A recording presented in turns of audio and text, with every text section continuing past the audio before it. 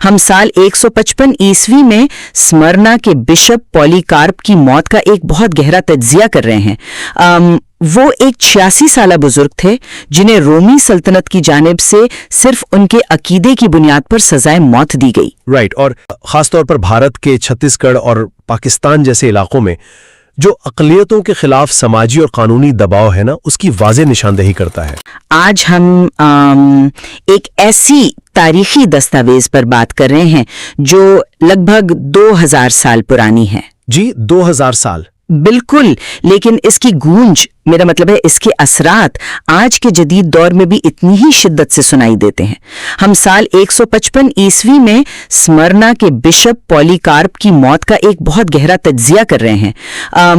وہ ایک 86 سالہ بزرگ تھے جنہیں رومی سلطنت کی جانب سے صرف ان کے عقیدے کی بنیاد پر سزائے موت دی گئی۔ رائٹ، اور اس حوالے سے سب سے دلچسپ اور اہم بات یہ ہے کہ یہ ماخذ محض ایک قدیم تاریخ کا ورق نہیں ہے۔ مطلب یہ مواد اس واقعے کو براہ راست آج کے دور میں دنیا بھر کے 38 کروڑ 21 لاکھ مسیحیوں کے حالات سے جوڑتا ہے، اور خاص طور پر بھارت کے چھتیس گڑھ اور پاکستان جیسے علاقوں میں جو اقلیتوں کے خلاف سماجی اور قانونی دباؤ ہے نا، اس کی واضح نشاندہی کرتا ہے۔ بالکل درست، اور دیکھیں یہی ہماری آج کی بحث کا مرکزی سوال بھی ہے، یعنی کیا بشپ پولیکارپ کی یہ داستان بنیادی طور پر ایک نظریاتی تسلسل اور خالص روحانی عقیدے کی فتح کی ایک دستاویز ہے؟ جی، یا پھر کیا اسے اقلیتوں کے خلاف ریاستی جبر اور سماجی بائیکوٹ اور سیاسی ہتھ کنڈوں کے ایک مستقل تاریخی ماڈل کے طور پر سمجھا جانا چاہیے؟ میں آج اس بحث میں یہ موقف پیش کروں گی کہ یہ مواد ہمیں عقیدے کی اس ناقابل تسخیر طاقت کو دکھاتا ہے جو نظریاتی طور پر پہلی صدی سے لے کر آج تک مسلسل قائم ہے۔ اور میں اس نقطہ نظر کی نمائندگی کروں گا کہ عقیدے اور روحانیت کی اپنی جگہ اہمیت ضرور ہے، لیکن اس دستاویز کی اصل طاقت ہمیں یہ سمجھانے میں ہے کہ ریاستیں اور اکثریتی گروہ کسی اقلیت کو دبانے کے لیے صدیوں سے کس طرح ایک جیسا سیاسی، سماجی اور قانونی جبر کا ماڈل استعمال کرتے آ رہے ہیں۔ تو آئیے اس بنیاد سے شروع کرتے ہیں جسے ہم نظریاتی تسلسل یا آئیڈیولوجیکل کنٹینیوٹی کہتے ہیں۔ دیکھیں، بشپ پولیکارپ محض ایک عام مذہبی رہنما نہیں تھے۔ صحیح، ایک چین بنتی ہے۔ بالکل، ان کا 69 عیسوی سے لے کر 155 عیسوی تک حیات رہنا اس بات کی ضمانت تھا کہ جو تعلیمات پہلی صدی میں دی گئیں وہ دوسری صدی تک بغیر کسی ملاوٹ کے پہنچیں۔ اچھا، میں آپ کی اس تاریخی کڑی کو یعنی اس پل کو تسلیم کرتا ہوں، لیکن کیا اس کڑی کی ضرورت صرف روحانی تھی؟ آپ کا مطلب ہے کہ اس کے اور بھی مقاصد تھے؟ جی، میرا مطلب ہے جب ہم اس دور کی تاریخ پڑھتے ہیں تو ہمیں معلوم ہوتا ہے کہ سماجی اور ریاستی سطح پر جو کشمکش چل رہی تھی وہ خالصتاً الہیاتی نہیں تھی، بلکہ وہ بقا اور طاقت کی جنگ تھی۔ دیکھیے، میں آپ کے اس نقطے کی طرف آؤں گی، لیکن بقا کی یہ جنگ صرف بیرونی ریاستی طاقتوں سے تو نہیں تھی نا۔ اس وقت کلیسیا کو نوسٹسزم جیسی اندرونی جھوٹی تعلیمات سے سب سے بڑا خطرہ لاحق تھا۔ ذرا اس نوسٹسزم کے تصور کی وضاحت کریں گی تاکہ ہم سمجھ سکیں کہ یہ کس طرح ہماری آج کی اس بحث سے جڑا ہوا ہے؟ جی بالکل، دیکھیں، نوسٹسزم ایک ایسی تحریک تھی جس کا دعویٰ تھا کہ ان کے پاس خدا کے بارے میں کچھ خفیہ علم ہے۔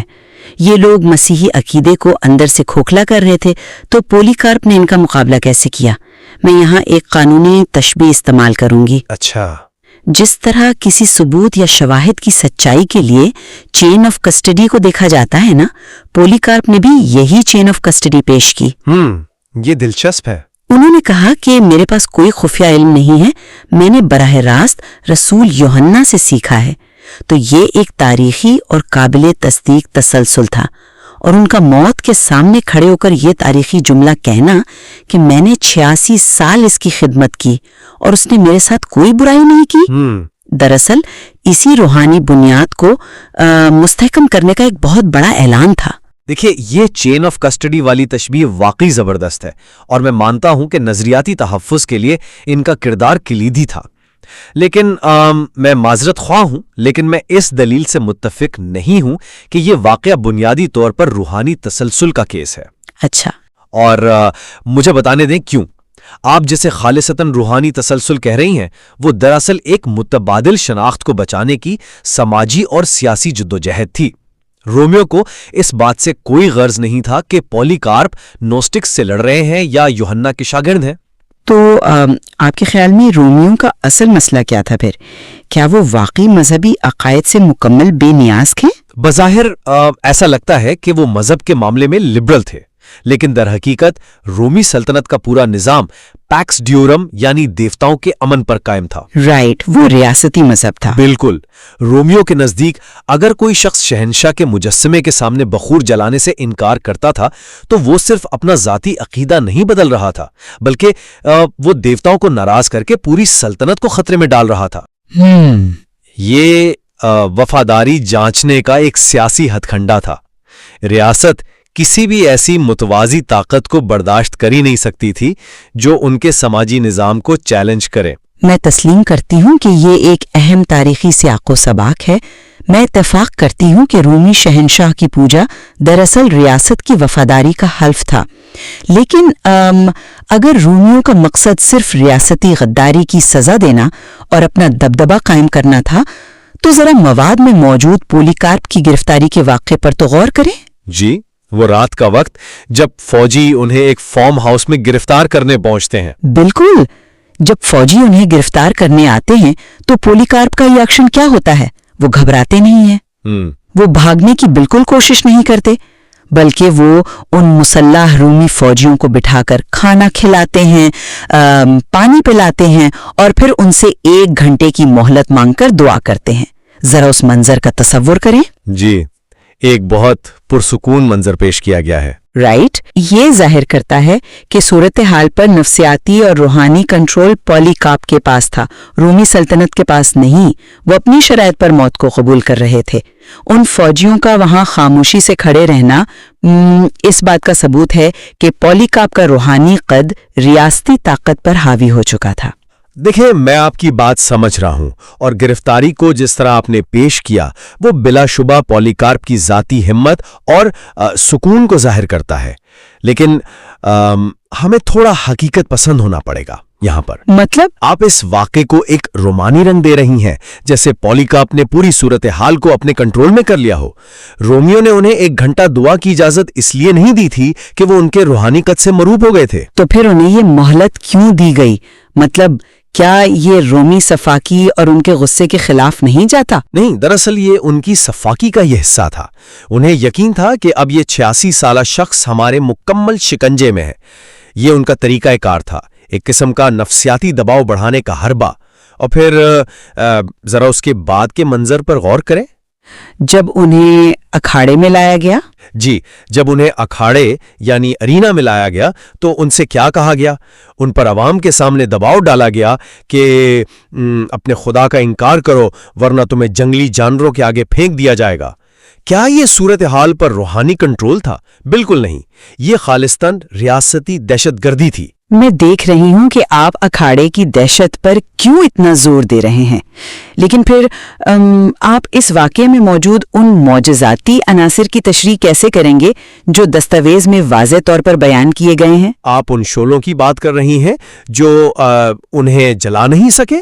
جی ہاں، مواد واضح طور پر بتاتا ہے کہ جب رومیوں نے بالآخر انہیں آگ لگانے کا فیصلہ کیا تو آگ کے شعلوں نے انہیں جلایا نہیں، بلکہ وہ شعلے ایک خیمے یا آپ کہہ لیں ایک بحری جہاز کے بادبان کی طرح ان کے گرد ایک دائرے میں تبدیل ہو گئے اور ان کے جسم کو چھوئے بغیر ایک باؤنڈری بنا لی، اور وہاں سے گوشت جلنے کی بجائے ایک نہایت عمدہ خوشبو آنے لگی۔ یہ تفصیل محض کوئی اتفاقی قصہ نہیں ہے۔ لیکن دیکھیں، تاریخ میں ایسی کئی داستانیں ہیں جہاں ہیروز کے ساتھ معجزاتی واقعات منسوب کیے جاتے ہیں۔ یہ کوئی انوکھی بات تو نہیں؟ درست، مگر اس مخصوص دستاویز کا اصل مقصد ہی اس بات کو ثابت کرنا ہے کہ دنیاوی سزائیں یعنی ریاست کا جبر روحانی سچائی کو چھو بھی نہیں سکتی۔ اچھا، جس آگ کو ریاست نے عذاب کے طور پر استعمال کیا، اسی آگ کو الہیاتی قوت نے ایک گواہی میں بدل دیا۔ یہ اس بات کی قطعی دلیل ہے کہ یہ مواد بنیادی طور پر ایک محفوظ الفطرت اور روحانی فتح کو بیان کرنے کے لیے مرتب کیا گیا تھا۔ ریاست کے پاس آگ تھی، رائٹ، لیکن وہ آگ بھی عقیدے کے سامنے بے بس ہو گئی۔ یہ ایک پرکشش دلیل ہے، اور میں سمجھ سکتا ہوں کہ یہ معجزہ پڑھنے والوں کو کس قدر روحانی تسلی دیتا ہوگا۔ لیکن کیا آپ نے غور کیا ہے کہ اس واقعے کا حتمی نتیجہ کیا نکلا؟ آگ نے انہیں نہیں جلایا، یہ بات ماخذ میں لکھی ہے، ٹھیک ہے جی، لیکن کیا ریاست نے انہیں چھوڑ دیا؟ کیا رومی حکام نے اپنی شکست تسلیم کر لی اور انہیں جانے دیا؟ نہیں، ظاہری بات ہے، ماخوذ کے مطابق جب آگ نے انہیں نہیں جلایا تو جلاد کو حکم دیا گیا کہ وہ انہیں بھالے سے مار دے۔ بالکل، اور یہ وہ نقطہ ہے جسے ہم اکثر نظر انداز کر دیتے ہیں۔ جب آگ ناکام ہوئی تو انہوں نے ایک بھالے کا استعمال کیا اور ان کا خون بہایا گیا۔ یہ موت اس بات کی نشاندہی کرتی ہے کہ ریاست کا تشدد کس قدر انتہائی منظم اور حقیقت پسندانہ تھا۔ معجزہ اپنی جگہ، لیکن رومی ریاست کی مشینری کو ہر حال میں خون چاہیے تھا تاکہ ان کی حاکمیت برقرار رہے۔ لیکن کیا بھالے کا استعمال ان کی حتمی شکست کی نشانی نہیں ہے کہ وہ آگ سے نہیں جلا سکے؟ دیکھیں، یہ ریاستی بے بسی تو ہو سکتی ہے، لیکن یہ ان کی صفاقی کی بھی انتہا ہے۔ ریاست نظریے کو تو نہیں مار سکی، مگر اس نے وجود کو ختم کرنے کے لیے اپنی اندھی طاقت کا استعمال کیا۔ اور اسے ذرا آج کے دور سے ملا کر دیکھیں۔ جب ہم جدید معاشروں میں ہجوم کا تشدد یعنی موب وائلنس دیکھتے ہیں تو کیا ہوتا ہے؟ طاقتور گروہ اقلیت کے خون بہانے کو ہی حتمی حل سمجھتا ہے۔ بھالا مارنے کا وہ عمل روحانی فتح سے زیادہ ایک ظالمانہ نظام کے جبر کی بے رحمانہ عکاسی ہے۔ میں مانتی ہوں کہ ریاست نے بلاخر انہیں قتل کیا اور یہ تشدد کی ایک انتہا تھی، لیکن ذرا غور کریں کہ دستاویز کا اصل مقصد کیا ہے۔ یہ مواد 1900 سال پرانے اس قتل پر ماتم تو نہیں کر رہا نا؟ جی، ماتم نہیں کر رہا، بلکہ یہ اسے جدید دور کے مسائل کے ساتھ جوڑ رہا ہے۔ مواد جب آج کے 38 کروڑ اسی لاکھ مسیحیوں کا ذکر کرتا ہے تو کیا اس کا مقصد انہیں یہ بتا کر خوفزدہ کرنا ہے کہ ریاست انہیں بھی اسی طرح کچل دے گی؟ تو آپ کے نزدیک آج کی تعداد کا ذکر کس مقصد کے لیے پھر؟ یہ حوالہ یسوع کے اس الہیاتی وعدے کی یاد دہانی کے لیے ہے کہ میں نے دنیا کو جیت لیا ہے، اگر انہوں نے مجھے ستایا ہے تو وہ تمہیں بھی ستائیں گے۔ یہ موازنہ اندرونی روحانی مضبوطی کے لیے ہے۔ روحانی استقامت۔ بالکل، یہ سامعین کو یہ پیغام دے رہا ہے کہ چاہے 155 عیسوی کی رومی سلطنت کی تلواریں ہوں یا آج کے دور کی سختیاں، پولی کارپ کی طرح وہ بھی آخری سانس تک وفادار رہیں۔ اس میں یہ وعدہ پوشیدہ ہے کہ حتمی انعام ان کا منتظر ہے، لہٰذا تاریخی اور جدید دور کا یہ تقابل خالصتاً روحانی استقامت کو پروان چڑھانے کے لیے ہے۔ That is an interesting point, though I would frame it differently. اچھا، آپ اسے کیسے دیکھتے ہیں؟ میں آپ کی اس بات سے اتفاق کرتا ہوں کہ اس میں استقامت کا پیغام ضرور ہے، مگر یہاں ایک بہت گہرا اور تلخ سماجیاتی تجزیہ بھی موجود ہے۔ جب مواد میں جان بوجھ کر پرانے اور نئے طریقوں کا تقابلی جائزہ لیا گیا ہے تو اس کا مقصد صرف روحانی تسلی دینا نہیں ہے، یہ ہمیں اقلیتوں کو دبانے کا پورا ٹول کٹ سمجھا رہا ہے۔ ٹول کٹ سے آپ کی کیا مراد ہے؟ کیا جدید دور میں طریقے بدل نہیں گئے ہیں؟ بالکل، طریقے بدل گئے ہیں، لیکن ذہنیت اور نظام وہی ہے۔ مواد واضح طور پر کہتا ہے کہ پہلے اکھاڑے، جنگلی جانور اور تلواریں تھیں، یہ ظاہری تشدد تھا۔ آج کیا ہو رہا ہے؟ آج قانون کا استعمال ہوتا ہے۔ ایگزیکٹلی، اوپن ڈورز کی رپورٹ کے مطابق آج قانون کا ہتھیار استعمال ہوتا ہے۔ مثال کے طور پر بھارت میں تبدیلی مذہب کے خلاف قوانین، چھتیس گڑھ میں مسیحیوں کو گاؤں کے مشترکہ کنویں سے پانی بھرنے سے روکنا، پاکستان میں اقلیتی لڑکیوں کی جبری شادیاں۔ یہ واقعی تلخ حقائق ہیں۔ یہ کوئی محض روحانی آزمائشیں نہیں ہیں۔ دیکھیں، یہ انسانوں کے بنائے ہوئے وہ ظالمانہ نظام ہے جو اقلیتوں کو معاشی، سماجی اور جسمانی طور پر مفلوج کرنے کے لیے ڈیزائن کیے گئے ہیں۔ آپ کی یہ بات کہ ریاست اور معاشرہ خوف کو ہتھیار بناتے ہیں 100% درست ہے، لیکن کیا ہمیں جدید پابندیوں کا موازنہ سیدھا رومی اکھاڑے سے کر سکتے ہیں؟ ہمیں یہ سمجھنا ہوگا کہ رومی اکھاڑا محض ایک سزا دینے کی جگہ نہیں تھی، وہ دراصل ایک میڈیا سپیکٹیکل تھا۔ ہزاروں لوگوں کے سامنے ایک اقلیت کو مارنے کا مقصد صرف اس فرد کی جان لینا نہیں ہوتا تھا، بلکہ پورے معاشرے میں خوف کی ایک لہر دوڑانا ہوتا تھا۔ تو آج کا اکھاڑا کیا ہے آپ کے خیال میں؟ آج وہ اکھاڑا ہمارے سمارٹ فونز کی سکرینز ہیں۔ واو! جب ہجوم تشدد کرتا ہے تو وہ خود اس کی ویڈیو بناتا ہے اور اسے وائرل کرتا ہے۔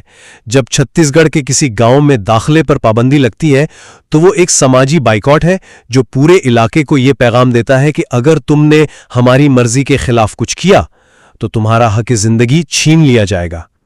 یہ تسلسل صرف روحانیت کا نہیں ہے، بلکہ اقلیتوں کو دبانے کی بشری نفسیات اور ریاستی میکانزم کا ہے۔ یہ واقعی ایک زبردست نقطہ ہے، اور میں تسلیم کرتی ہوں کہ رومی اکھاڑے کا موازنہ جدید دور کے سمارٹ فون ویڈیوز اور سماجی بائیکاٹ سے کرنا یہ واقعی واضح کرتا ہے کہ خوف پھیلانے کا طریقہ کار کس طرح ارتقا پا چکا ہے۔ لیکن اگر میں اپنے بنیادی موقف کی طرف واپس آؤں تو اس تمام جبر کے باوجود پولی کارپ کا جواب کیا تھا؟ آپ ان کے بالکل آخری لمحات کی بات کر رہی ہیں؟ جی ہاں، جب انہیں اکھاڑے میں لایا گیا اور دھمکیاں دی گئیں تو کیا انہوں نے کوئی سیاسی تحریک چلائی؟ کیا انہوں نے رومیوں کے خلاف کوئی بغاوت کی؟ نہیں، انہوں نے ایسا کچھ نہیں کیا۔ ان کا جواب تھا، آپ مجھے کھمبے سے باندھ سکتے ہیں لیکن مجھے کیلے مت ٹھوکنا، کیونکہ میں یہاں سے بھاگنے والا نہیں ہوں۔ یہ جملہ اپنے اندر ایک زبردست روحانی گہرائی اور بے نیازی رکھتا ہے۔ انہوں نے اس جسمانی اور معاشی جبر کے نظام کو یکسر غیر متعلق یعنی irrelevant بنا دیا۔ یہ بلا شبہ ایک شاندار جرأت تھی، اس سے انکار نہیں۔ بالکل، اور انہوں نے ثابت کیا کہ عقیدہ جب اپنی خالص ترین شکل میں ہوتا ہے تو وہ ظلم کے ہر ٹول کٹ کو، چاہے وہ پرانا ہو یا نیا، ناکام بنا دیتا ہے۔ اور یہی وہ بنیادی سبق ہے جو یہ مواد آج کے ان کروڑوں افراد کو دے رہا ہے جو دباؤ کا شکار ہے۔ یہ انہیں سیاسی مزاحمت کی نہیں بلکہ اس حقیقت کی یاد دہانی کروا رہا ہے کہ عارضی تکلیفیں اس ابدی نظریے کے سامنے کچھ بھی نہیں ہے۔ ریاست صرف جسم کو نقصان پہنچا سکتی ہے لیکن وہ اس نظریاتی کڑی کو نہیں توڑ سکتی جو یوحنا سے شروع ہو کر پولی کارپ، پھر آئرینیس اور آج کے دور کے مسیحیوں تک پہنچتی ہے۔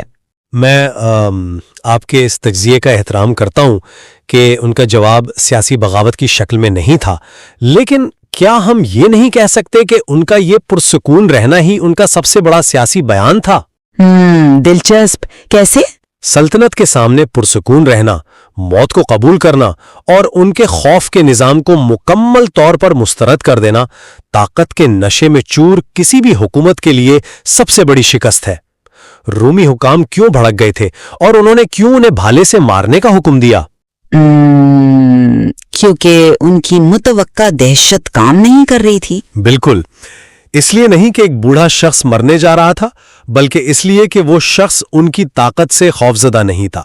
لیکن میں پھر بھی اسی بات پر زور دوں گا کہ یہ دستاویز ہمیں صرف یہ نہیں سکھاتی کہ ظلم کو کیسے برداشت کرنا ہے، بلکہ یہ ایک آئینہ دکھاتی ہے کہ ظالم کس طرح کام کرتا ہے۔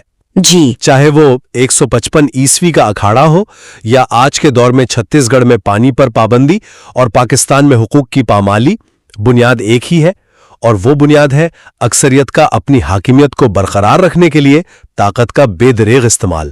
میرا خیال ہے کہ اب ہم اس مقام پر پہنچ گئے ہیں جہاں ہم آج کی اس گہری گفتگو کے حوالے سے اپنے دلائل کا خلاصہ پیش کر سکتے ہیں۔ جی بالکل۔ تو اگر میں اپنی بحث کو سمیٹوں تو میرا ماننا ہے کہ بشپ پولی کارپ رسول یوحنا اور آئرینیس کے درمیان ایک ایسا مضبوط اور ناگزیر نظریاتی پل ہے جس نے پہلی صدی کی مسیحی تعلیمات کو خالص حالت میں محفوظ رکھا۔ یہ دستاویز بنیادی طور پر روحانی فتح، معجزاتی مداخلت اور الہیاتی استقامت کی ایک شاندار گواہی ہے۔ سخت ترین اندرونی خطرات جیسے کہ نوسٹسزم اور بیرونی خطرات یعنی رومی سلطنت کی بربریت کے باوجود پولیکارپ نے یہ ثابت کیا کہ جسمانی موت ایک روحانی ورثے کو ختم نہیں کر سکتی۔ یہ مواد آج کے دور میں مشکلات کا شکار 38 کروڑ سے زائد افراد کو یاد دلاتا ہے کہ ان کا نظریہ دنیاوی اور ریاستی طاقتوں سے کہیں بالاتر ہے۔ اور میں اپنی بحث کا خلاصہ پیش کرتے ہوئے اس بات کا اعادہ کروں گا کہ ہم پولیکارپ کی انفرادی ہمت اور ان کے عقیدے کی طاقت کو پوری طرح تسلیم کرتے ہیں، مگر یہ تاریخی دستاویز ہمیں اس سے بھی آگے کی ایک تلخ حقیقت دکھاتی ہے۔ یہ ہمیں صاف طور پر دکھاتی ہے کہ سال 155 عیسوی کی رومی حکومت سے لے کر آج کے جدید دور تک، جہاں اقلیت مخالف قوانین بنائے جاتے ہیں، دیہاتوں میں سماجی پابندیاں لگتی ہیں اور بنیادی انسانی حقوق سلب کیے جاتے ہیں، ریاستی اور سماجی جبر کا ماڈل کس طرح ایک ہی طرز پر کام کرتا ہے۔ صحیح۔ یہ مواد محض ماضی کا ایک روحانی قصہ نہیں ہے، بلکہ یہ انسانی معاشروں میں اکثریتی آکت کے زور پر اقلیتوں کو دبانے کی ایک جامع اور تفصیلی کیس سٹڈی ہے۔ بلا شبہ یہ دونوں پہلو اس مواد کی گہرائی میں موجود ہیں۔ یہ واضح ہے کہ یہ تاریخی دستاویز محض ایک واقعہ کا بیان نہیں ہے، بلکہ یہ ہم پر عقیدے کی ناقابل تسخیر طاقت اور ریاستی جبر کی پیچیدہ اور شفاف حرکیات دونوں کے کئی دروازے کھولتی ہے۔ ہم اپنے سامعین پر چھوڑتے ہیں کہ وہ اس مواد میں موجود ان پرتوں پر غور کریں، ان پرانے اکھاڑوں اور آج کے سماجی دباؤ کے موازنے پر سوچیں اور اپنا نتیجہ خود اخذ کریں۔ ہمارے ساتھ شامل ہونے کا شکریہ۔ میں ہوں آپ کی میزبان اور یہ تھا دی ڈیبیٹ۔